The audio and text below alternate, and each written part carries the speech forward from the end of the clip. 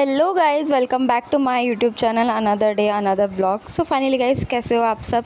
Hope so आप all सभी सब अच्छे होंगे।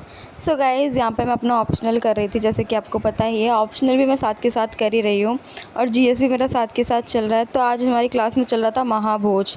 तो मैंने सोचा महाभोज पहले खुद से रीडिंग कर लिया जाए, क्योंकि सर ने क्लास में इसका रीडिंग ऑलरेडी करा दिया है। पर मैं सोच रही थी खुद से कर लेता, क्योंकि मेरे पास बुक भी है ना महाभोज की। और एक बात है कि अगर आप क्लासेस भी ले रहे हो तो बट आपके पास बुक्स होनी चाहिए जिसमें से आप अच्छे से खुद रीड करोगे, तब ज़्यादा आपको अच्छा लगेगा। क्योंकि सर उतना ही पढ़ाते हैं, मतलब उतना ही बताएंगे ना। कहानी एक मतलब शॉर्ट कहानी होती है ना, उस तरह से सर बताएंगे, लेकिन हमें पूरे विस्तार से पढ़नी है। जैसे महाभोज एक उपन्यास है, मन्नू भंडारी के द्वारा लिखा गया है। तो वही मैंने उसकी बुक परचेज़ कर ली थी। आपको ईज़िली मार्केट में अवेलेबल हो जाएगी ये बुक, अंडर 100 रुपीज़ है ना। और फिर मैंने इसको पढ़ना शुरू किया ताकि साथ के साथ मेरे सारे डाउट्स क्लियर रहे और मेरे जितने भी इसमें क्या कहते हैं, इस उपन्यास में जितने भी कैरेक्टर्स हैं वो मुझे अच्छे से पता चले। तो हम खुद नहीं पढ़ेंगे तब तक हमें ना कैरेक्टर पता चलेंगे, ना कैरेक्टर का नाम याद होगा। तो फिर मैं यहीं बैठ गई थी अच्छे से अपना इसको रीडिंग करने के लिए। मन्नू भंडारी की बुक जो है, उपन्यास हमारा महाभोज, और इसके अंदर काफ़ी सारे कैरेक्टर हैं, दास साहब और क्या कहते हैं चौधरी, है ना, सुकुल बाबू। इस तरह से इसके अंदर काफ़ी सारे कैरेक्टर्स हैं। जब तक हम खुद नहीं पढ़ेंगे इन सबको तो हम अपने कैरेक्टर्स कैसे याद कर पाएंगे?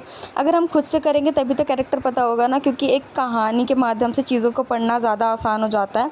और जब हमारा ऑप्शनल ही हिंदी साहित्य है तो फिर पढ़ना और क्या कहते हैं लिखना तो बहुत ज़्यादा ज़रूरी है। चीज़ों को समझना, मतलब जितनी ज़्यादा बुक्स पढ़ने की आपके अंदर हैबिट होगी उतना ज़्यादा ही आपके लिए बेनिफिशियल होगा, उतना ज़्यादा ही आपको इंटरेस्ट आएगा हर चैप्टर में, हर उपन्यास को पढ़ने में, हर कहानी को पढ़ने में। और आपके साथ के साथ आपके डाउट्स क्लियर होते जाएंगे। और एक चीज़ और हो जाता है, हमारी मात्राओं में शुद्धियाँ होने लग जाती है। जितनी भी अशुद्धियाँ हम मात्राओं को लेके करते हैं, जब भी कोई हम डिफ़िकल्ट वर्ड अपने उपन्यास, किताबों वगैरह से, बुक्स वगैरह से जो भी पढ़ते हैं, तो बहुत सारे वर्ड्स हैं जो हमारे को नए मिलते हैं, जिन पे हमारे मात्रा की पकड़ अच्छी बन जाती है।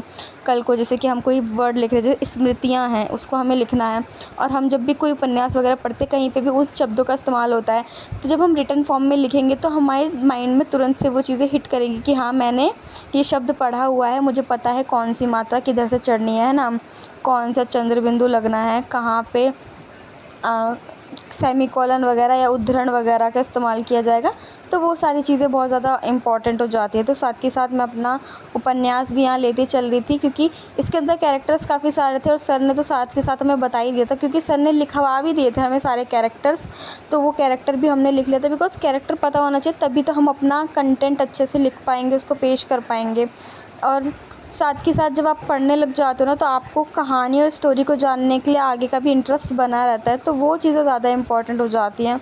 सो यहाँ पे मैं अपना नाइट रूटीन शेयर कर रही हूँ आप लोगों के साथ। मैं शाम के टाइम बैठ जाती हूँ ऑप्शनल लेके डेली, क्योंकि 2.5 घंटे की ऑप्शनल की क्लासेस होती हैं। तो आप ही समझ लो 3 से 3.5 घंटे लग ही जाते हैं एक ऑप्शनल को कंप्लीट करने में, बिकॉज़ काफ़ी लॉन्ग लेक्चर्स होते हैं और खुद से रिवीजन करना होता है। साथ के साथ क्लासेस में जो बताया जाता है लेक्चर्स को, वो नोट करना होता है, अपने नोट्स प्रिपेयर करने होते हैं अच्छी तरीके से। साथ के साथ मैं ना अपनी शीट्स भी पहले से प्रिपेयर रखती हूँ, कौन सी क्लास है, कौन सी डेट है, कौन सा टॉपिक चल रहा है ना। महाभोज जैसे कि अभी रिसेंट में हमारा जो भी उपन्यास है वो, जैसे महाभोज शुरू हुआ है, महाभोज के बाद दिव्य शुरू होगा, तो उस चीज़ को पहले ही पढ़ लेते हैं।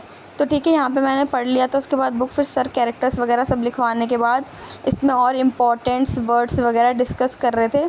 तो मैं अपने साथ इसी तरह से शीट रखती हूँ लाइनिंग वाली, ताकि मुझे बाद में ये सब चीज़ें ना करनी पड़े। जब भी फ्री टाइम मिलता है ना, मैं अपना शीट्स पहले ही प्रिपेयर कर देती हूँ, जिस तरह से आंसर शीट लिखी जाती है। देन उसके बाद यहाँ पे मैंने स्टार्ट कर दिया था अपने नोट्स को प्रिपेयर करना।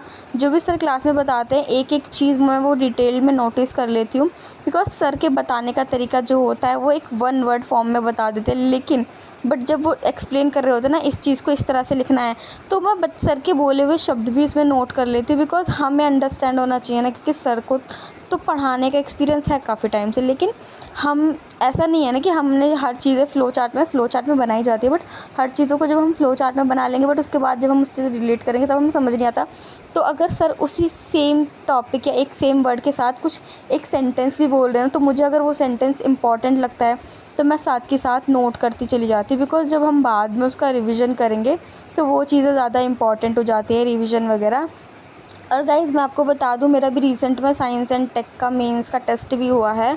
तो उसमें 10 क्वेश्चंस आए थे और मैंने 6 क्वेश्चंस अटेम्प्ट किए थे। तो क्वेश्चन एक 15 मार्क्स का था, तो 150 नंबर का पूरा क्वेश्चन पेपर था।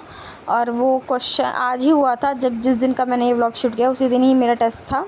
तो वो टेस्ट देने के बाद फिर मैं अपना घर आई, फिर बाकी चीज़ें पढ़ी, उसके बाद रिवाइज़ किया, टेस्ट पेपर देखा वापस से, क्योंकि मैं एक एक्स्ट्रा टेस्ट लेके आ गई थी, क्योंकि वहाँ से मिल जाता है। जो मैंने टेस्ट दिया था वो तो मैंने सबमिट कर दिया था, जब वो चेक होके आएगा तब मैं आपके साथ शेयर करूँगी उसमें क्या क्या रिमार्क्स मिले मुझे, कौन कौन सी चीज़ों पे मुझे अभी और वर्क करना है। देन सर के साथ साथ तो मैं यहाँ पे नोट्स प्रिपेयर कर ही लेती हूँ, क्योंकि साथ के साथ जब हम नोट्स बनाते जाते हैं तो चीज़ें एकदम कट टू कट क्लियर रहती हैं। और इतने सारे डेली की क्लास में सर इतने सारे वर्ड्स एक्सप्लेन कर देते हैं, उनका मतलब समझा देते हैं कि आगे के लिए हमें कोई प्रॉब्लम होती ही नहीं है। और डेली क्लास में कम से कम सर 20 से 25 नए ऐसे शब्द बता देते हैं, या फिर शब्द ऐसे शुद्धि, मतलब शब्दों की शुद्धि इस तरह से लिखी जाती है ना, ये कौन सा अशुद्ध है कौन सा शुद्ध है, मगर बिकॉज़ हम कुछ कुछ शब्द ना शुरू से इस तरह से लिखते आए हैं कि हमें लगता है यही शब्द सही है और ये गलत है, बट ऐसा नहीं होता है, क्योंकि हमने शुरू से वो चीज़ करी है तो हमारे दिमाग में वो बैठी रहती है। बट कभी कभी कुछ कुछ चीज़ें ऐसा नहीं होता जिस तरह से हम सोचते हैं। पर बहुत, जैसे उज्ज्वल है उसमें दोनों जा जो हैं वो आधे आधे लगते हैं, बट हम आधा जा लगाते हैं और एक पूरा जा लगाते हैं। सो गाइस इस तरह से मतलब वहाँ पे वर्ड्स भी एक साथ क्लियर हो जाते हैं जब भी हम सर की क्लास कंटिन्यू करते हैं तो। और सर काफ़ी नए वर्ड्स बता देते हैं कि आप अतिशयोक्ति में, उसमें श आधा आता है कि पूरा आता है, शशलगम वाला हम लोग आधा श लगाते हैं बट पूरा वाला श आता है, इस तरह से। और यहाँ पे गाइस आपको पता है रात ही हो रही थी और 12:30 से ऊपर हो चुके थे, तो मुझे बहुत ज़्यादा नींद आ रही थी।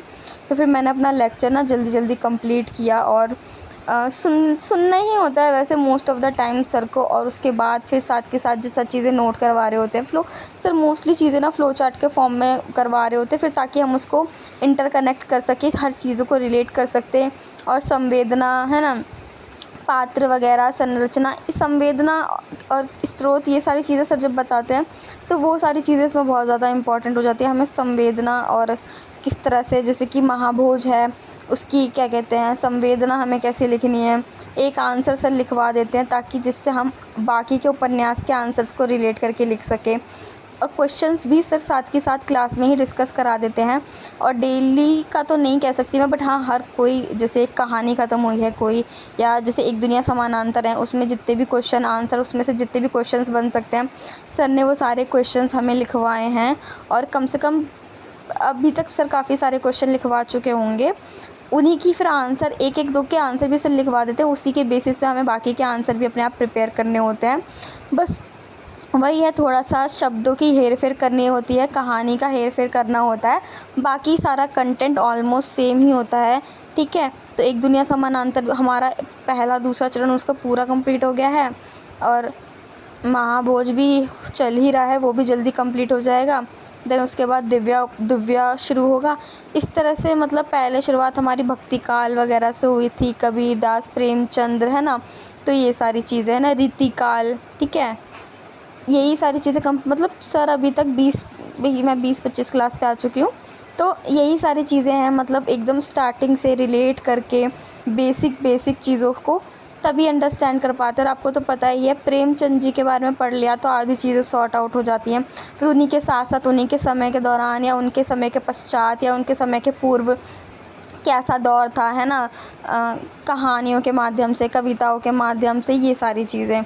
तो इसी तरह से मैं तो यही बोलूँगी, आप जब भी अपना ऑप्शनल लो ऐसा प्रोडक्टिव कि आपको अपनी क्लास जो है ना वो एकदम प्रोडक्टिव लगे, कुछ भी वेस्ट ऑफ टाइम ना लगे। और आपको पता है जहाँ दिव्य कीर्ति सर पढ़ा रहे होते हैं तो वहाँ कुछ चीज़ें वेस्ट नहीं होती, वहाँ सर का हंसी मजाक भी जो होता है ना वो भी बहुत गहराई की बातें होती हैं जो कि काफ़ी अच्छे लगते हैं। इसलिए मुझे सर को सुनना बहुत पसंद है। और मैं तो आपको ये भी बोलूँगी, आप सर के साथ जो भी पॉडकास्ट वगैरह होते हैं, सर किसी भी रियलिटी शो पे जाते हैं जैसे लल्लन टॉम वगैरह, या फिर रिसेंट में सर की कोई भी वीडियो आती है किसी भी टॉपिक से रिलेटेड, आप वो चीज़ें ज़रूर सुना करें, क्योंकि जो सर की बोली हुई चीज़ें एक बार को हम उन्हें लिखेंगे भी नहीं ना, अगर उन्हें सुनेंगे भी तो भी बहुत सारी चीज़ें ऐसी हैं जो हमारे दिमाग में बैठ जाती हैं। जैसे कि अभी रिसेंट में ही मेरा एक महीने पहले सर के साथ ओरिएंटेशन हुआ था। 7 डेज़ का ओरिएंटेशन था। वहाँ पे सर ने तब रिसेंट में ऑपरेशन सिंदूर चल रहा था, ये सारी चीज़ें हुई थी, तो उसके बारे में सर ने डिस्कस कराया था। तो वो चीज़ें होती हैं जो हम एक सुनते हैं ना अपने साथ सामने से चीज़ें, और सामने वाले की मतलब सर के जो उस ऑपरेशन से रिलेटेड या फिर वो जो घटना हुई थी पहलगाम से, उससे रिलेटेड सर का जो पॉइंट ऑफ व्यू है वो जानने को मिलता है। और क्यों हुआ, कैसे हुआ, वो चीज़ें है ना, तो वो सारी बहुत इम्पॉर्टेंट रखती है। तो वहाँ से चीज़ें क्लियर हो जाती हैं, क्योंकि पॉडकास्ट वगैरह में भी रिसेंट के जो चल रही हैं हमारे मतलब दुनिया में जो चीज़ें चल रही हैं या फिर जो भी केसेस वगैरह चल रहे हैं, अगर उस पर भी सर का कोई पॉडकास्ट आता है तो आप उसको ज़रूर सुना करें, क्योंकि वो आपको हेल्प ही करने वाला होता है। क्योंकि उसका कोई मतलब ऐसा नहीं है कि आपको काम ना आए, वो चीज़ें कहीं ना कहीं आपके काम ज़रूर आती हैं। तो मेरे को इसलिए मैं तो आपको यही सजेस्ट करूँगी, आप अपने ऑप्शनल है हिंदी साहित्य है तो प्लीज़ यही सारी चीज़ें किया करें। जो भी टॉपिक है, आपको तो पता ही है सर हिंदी साहित्य के अलावा और भी सारी चीज़ें पढ़ाते हैं, सर ने इथिक्स वगैरह भी पढ़ा रखा है। तो वो चीज़ें ना आपके ऊपर डिपेंड करती है कि आप अपना ऑप्शनल किस तरह से ले रहे हैं, आप अपने ऑप्शनल को टाइम दे रहे हैं कि नहीं दे रहे।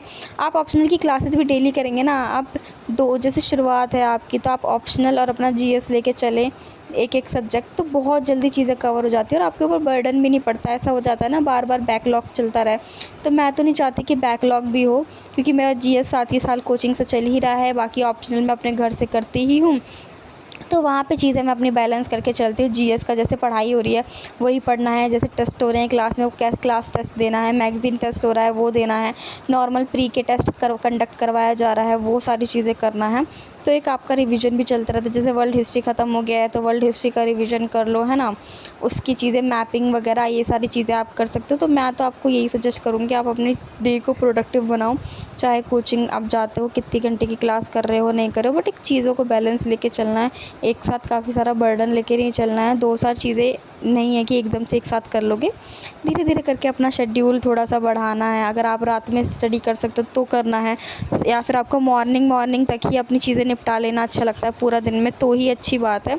क्योंकि एक स्लीपिंग साइकिल है जिसको हम डिस्टर्ब कर देते हैं, वो ज़्यादा ज़रूरी है, उसको डिस्टर्ब नहीं करना चाहिए। चीज़ों को ना प्रोडक्टिव रखना चाहिए, और किसी भी काम को करने से पहले उसके लिए पूरी डिटेल आपको देख लेनी चाहिए। क्योंकि यूपीएससी एक ऐसी चीज़ है ना जहाँ हम बिना मतलब अधूरी जानकारी के साथ तो हम कुछ नहीं कर सकते, हमें जानकारी तो संपूर्ण होनी चाहिए उस चीज़ के बारे में।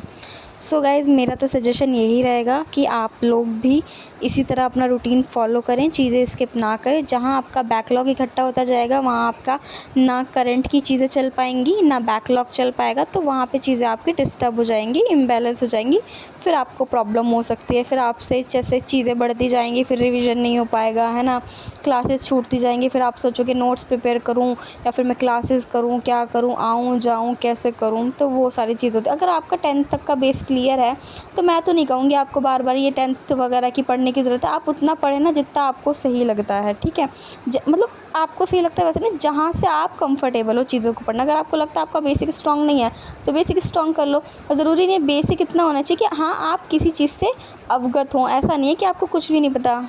तो ये सारी चीज़ें, जैसे रिसेंट में हमारा साइंस एंड टेक चल रहा है, उसमें जो भी बायोलॉजी वगैरह पढ़ाई जा रही है, माइटोकॉन्ड्रिया, क्लोरोफिल, है ना, साइटोप्लाज्म, स्टोमेटा वगैरह, ये सारी चीज़ें हमने 10th तक पढ़ रखी हैं। फोटोसिंथेसिस, है ना, आइज़ के बारे में, रेटिना वगैरह, है ना, कॉर्निया, ये सब चीज़ें हमने पढ़ रखी है। तो हम ऐसा है कि हाँ हम उस चीज़ से अवगत हैं, ठीक है, तो उसी को अब ह्यूज लेवल पे पढ़ना है। होप सो गाइज़ आपको मेरा आज का व्लॉग काफ़ी अच्छा और प्रोडक्टिव लगा होगा। प्लीज़ लाइक शेयर सब्सक्राइब ज़रूर करें। बाय बाय, सी यू, मिलते हैं आपके साथ नेक्स्ट अनदर प्रोडक्टिव